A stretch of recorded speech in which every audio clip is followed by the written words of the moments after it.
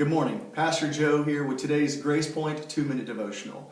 Yesterday I was at the local jail doing a ministry visit when I ran into a woman that doesn't look anything like any of us. She has tattoos from head to toe and 3 lip piercings. Well, we began to chat to pass the time when I realized that she was a believer. I took that opportunity to ask her where she attends church. Well, her head kind of dropped and she said unfortunately her life had taken some unexpected turns. And although she had tried to go to church, she couldn't find one where she felt like she belonged. Then she said something that broke my heart.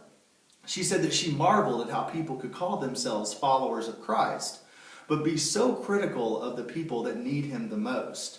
She said, how are people that look like me or people with my type of background supposed to get closer to God when the minute we walk into a church, we're perceived as the devil? Jesus never intended His church to be a hotel for the saints. He intended His church to be a hospital for the sick. In Luke chapter 14, Jesus shares a parable about a man who's having a feast. He sends out invitations to all of His people that look just like Him, His best friends, who have all the food, all the water, all the belongings they could ever want. And because these people were rich, they had no desire, no reason to come to the feast, and so they declined. It wasn't until the man sent out an invitation to the people who needed it the most that he got the response. He sent his servants out to the streets, to the blind, to the hungry, to the poor, to the despondent.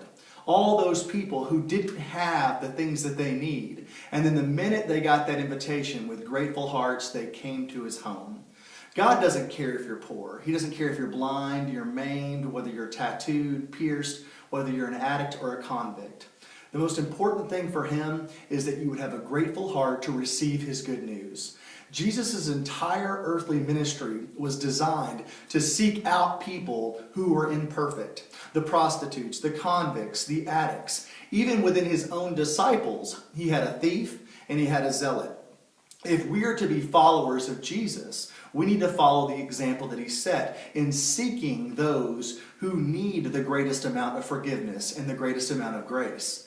This means that our reactions must look the same, that we must reach out in love and in compassion and not in judgment and condemnation. It's God's job to judge. It's our job to love.